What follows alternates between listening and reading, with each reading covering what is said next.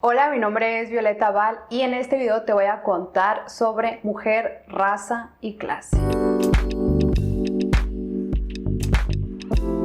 ¿Qué onda, amiguita, amiguita de la vida del internet? Espero que estés muy bien. Este videito es un videito de reseña y esta vez quise traerles un libro que ya leí hace ya algunos meses, quizás años, y que sin embargo sigue bastante presente en mi pensamiento y que además creo que es un libro bastante necesario. Mujer, raza y clase es un libro publicado en 1981 por Angela Davis, que Angela Davis es todopoderosa, es activista académica, escritora y es uno de los nombres más importantes cuando se piensa no solo en los estudios de género, sino en la interseccionalidad, ¿no? Entre bastantes y diversas variables.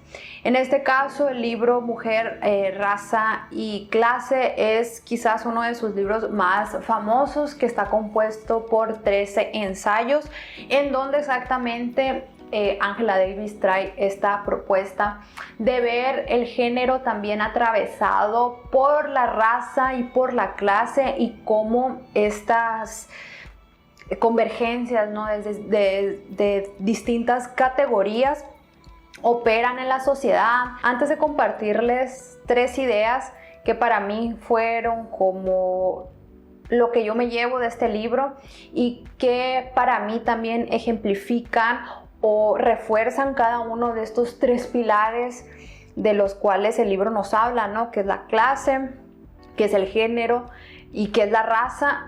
El primer, tal vez, aprendizaje o la primera, no sé, revelación que este libro nos trae es hablarnos sobre el propio concepto de interseccionalidad. Básicamente y brevemente, la interseccionalidad no es más que esta perspectiva de cómo operan el sistema de opresión y que ninguna categoría existe de manera aislada. O sea, un ejemplo muy básico y personal. Si yo estoy aquí en Brasil, a mí la categoría mujer no me es suficiente para cómo la sociedad brasileña me lee o me interpreta, sino que también necesito de la categoría de origen, o sea, soy una mujer y soy una mujer migrante. Y si ya ponemos una mujer de clase trabajadora, en fin, o sea que dependiendo desde donde nosotros estemos, desde ese punto geográfico también, la manera en que la sociedad nos ve y la manera en que la sociedad y el sistema económico, el sistema político nos trata, va a depender de esas categorías, de esas cajitas, ¿no? También desde la perspectiva de identidad sexual, de preferencia sexual, de si tenemos alguna condición que nos impide ser 100% productivos desde la perspectiva laboral, en fin, o sea, lo primero que este libro nos entrega es esa conciencia de que no existimos simplemente dentro de una categoría, que ninguna categoría es suficiente para entendernos y para cómo los otros nos entienden en el mundo, y que esto también va a implicar los accesos, los derechos, las prohibiciones, la vida que llevemos, básicamente bastante influenciada por esta interseccionalidad. En Brasil, una autora que trabajó bastante también con esta perspectiva de un feminismo interseccional fue Leila González, que es este libro es una chulada, que es por un feminismo afro-latinoamericano. Este libro tiene una traducción ya al español por la editorial argentina Mandacaru, que voy a dejar también las informaciones en la cajita de descripción. De verdad, es una autora que mis respetos. De hecho, Angela Davis ha mencionado a Leila González como una fuente de aprendizaje, o sea, fue incluso, ella publicó textos y estaba también en el movimiento negro unificado aquí en Brasil, casi, o sea, eran muy contemporáneas. Y eso es interesante porque incluso vamos a poner el concepto de interseccionalidad en la práctica. ¿Por qué conocemos el trabajo de Angela Davis más que el de una Leila González? Si las dos son mujeres son dos mujeres negras, pero pues ahí también entendemos que si por un lado una es una mujer afro-latinoamericana, la otra es una mujer estadounidense. ¿Y qué implica ser estadounidense? Implica estar nacer dentro de una potencia, tener un idioma que es un idioma también de mayor alcance y de mayor difusión. Entonces ven también cómo no basta simplemente con el hecho de que las dos sean dos mujeres negras, también de dónde están hablando, en qué lengua, en qué país. Eso también va a favorecer o no la divulgación de sus trabajos. Así que de verdad, si tienen oportunidad, lean a Leila González. Ahora pasando a las 3 ideas que para mí son las ideas esenciales, ¿no? Los aprendizajes que me llevé después de leer este libro, ¿no? El primero es que Angela Davis hace una línea del tiempo y hace un repaso histórico de los orígenes de los movimientos feministas, estos entendidos a partir de los movimientos sufragistas en Inglaterra, en Estados Unidos, en el siglo XIX, y que tienen impacto en los movimientos feministas del siglo pasado. Y ella apunta algo que Bell Hooks también en su obra apuntó. Aquí en el canal de hecho tengo una reseña de Todos deberíamos ser feministas, que ahí también queda bastante claro, que es cómo el feminismo, tanto teórico y los movimientos que han tenido más divulgación, han sido feminismos que han excluido las experiencias de mujeres negras, de mujeres indígenas, de mujeres que hagan parte de disidencias, ¿no?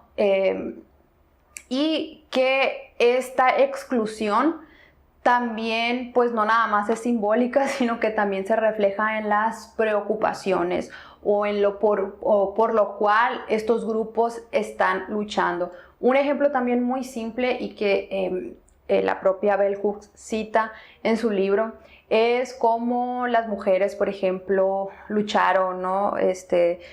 Por el derecho a trabajar, entendido el trabajo como el trabajo fuera del hogar, pero mientras tanto las mujeres negras pues ya trabajaban en las fábricas, no nada más dentro del hogar, como empleadas domésticas, ¿no? En fin, entonces es qué tipo de trabajos, ¿no? Al final de cuentas es el que quieres hacer, no cualquier trabajo, no el trabajo que ya otras mujeres no están haciendo. En fin, la segunda idea es la relacionada a la esclavitud y el impacto de la esclavitud en el tipo de trabajo que las mujeres pueden ejercer y en el impacto del entendimiento también de la categoría mujer. Esto que voy a explicarles es, creo que la mayor revelación, y para mí fue un antes y un después leer este libro por esto. El repaso histórico que Angela Davis hace de la esclavitud en este libro es con el propósito de mostrarnos que la categoría género, ¿no? No fue una categoría, incluso fue una categoría negada para las mujeres negras esclavizadas. ¿Por qué? Mientras el comercio, la trata de personas africanas hacia el continente americano existía, era posible, estaba permitida, no importaba si era hombre, si era mujer, esto entendido a partir de una lectura biológica, no importaba, eran esclavos y tanto fuera hombre, tanto fuera mujer, estaban haciendo los mismos trabajos, sea en una plantación de algodón, de caña de azúcar, sea construyendo carreteras, no importaba, no había una distinción del trabajo a partir de la categoría género, porque incluso esa categoría era inexistente. Esencialmente, las personas eran esclavas. ¿Qué pasa cuando la trata transatlántica de personas negras del continente africano hacia el americano comienza a entrar, ¿no? O comienza todo este proceso de lucha, de resistencia en contra de la esclavitud, empiezan las prohibiciones, ¿no? En el norte de Estados Unidos, en fin, cuando esta condición empieza a cambiar, es ahí cuando la categoría género aparece. ¿Y qué pasa? Hay una división del trabajo y por lo tanto la negra esclavizada ahora sí es vista como mujer y pasa a ejercer el trabajo dentro del hogar, trabajo no solamente para sustentar o para crear, para sustentar la vida, sino también empieza todo este trabajo reproductivo y el cuerpo de la mujer como su fuerza de trabajo. Incluso cuando hacemos una lectura a nuestros tiempos, a nuestro contexto actual, podemos también entender esa falacia, ¿no?, de entender la categoría género meramente como algo biológico. Nos ayuda incluso a desmantelar esta idea de que las mujeres no tenemos fuerza, que por lo tanto no podemos hacer X o Y trabajos. El trabajo que una mujer puede hacer está determinado por lo que diga el sistema, y en estos momentos es el sistema capitalista, hoy viéndolo desde donde estoy hablando, ¿no? Desde América Latina, Brasil, México. Es súper revelador, es súper interesante, creo que también nos da otra perspectiva de entendimiento, ¿no? De cómo pues poco tiene que ver con lo meramente biológico, ¿no? Y cómo género es mucho más, ¿no?, que una mera cuestión, y que no es una categoría dada, no es una categoría natural, que ha habido personas a las cuales se les ha negado con fines y con propósitos específicos, y a mí esta parte me parece genial, y creo que esto sirve así como una de por favor lean ese libro. Creo que esa parte trae varios aprendizajes y también por otro lado muestra cómo la violencia sexual pues ha sido utilizada no solamente para producir, ¿no?, para ver a la mujer como ese trabajo, como esa fuerza de trabajo, trabajo reproductivo, sino también como una arma de acabar con cualquier resistencia. En esa parte ella menciona pues cómo el abuso sexual hacia los cuerpos femeninos operó durante la esclavitud, y también ella menciona de cómo eso pues es una táctica militar, coloca incluso creo que el ejemplo de la guerra de Vietnam, de algunos relatos, y también en esa parte recordé bastante el libro Votar para casa, Volver, de Toni Morrison, que aborda específicamente esa cuestión y que ya tengo reseña aquí en el canal, entonces si les interesa vayan a verla. Y finalmente Angela Davis también en la categoría de clase va a abordar los movimientos obreros, los movimientos de las clases trabajadoras, y cómo el movimiento obrero que no incluye la perspectiva de género pues es un movimiento que está un poco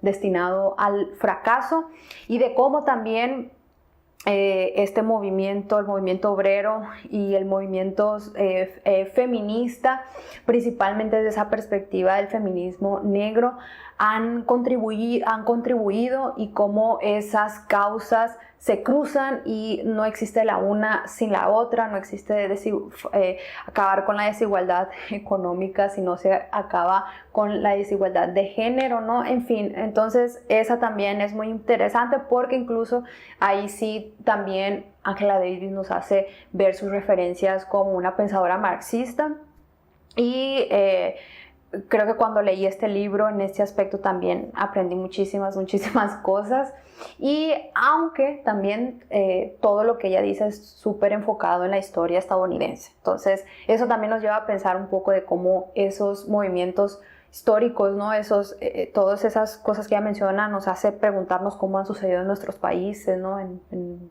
nuestra región. En resumen, Mujer, Raza y Clase es un libro que nos hace pensar sobre las complejidades del feminismo, sobre ese entendimiento que no existe un único movimiento feminista, que el feminismo, si existe uno, está compuesto de otros tantos, y que si queremos un cambio y una transformación, este feminismo tiene que ser interseccional. Espero que esta reseña te motive a darle una oportunidad a este gran libro, que estoy segura que va a ser un antes y un después en el entendimiento del mundo, de nuestro papel, ¿no?, de nuestra identidad. Por favor, lee Mujer, Raza y clase, que es un gran libro. Muchísimas gracias por ver este video. Déjame aquí en los comentarios si ya leíste el libro, qué te pareció, si no lo leíste y tienes